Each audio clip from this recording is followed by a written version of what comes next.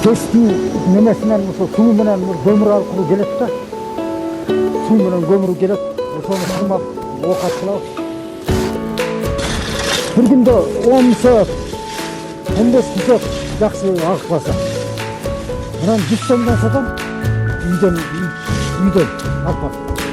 2, 3, 4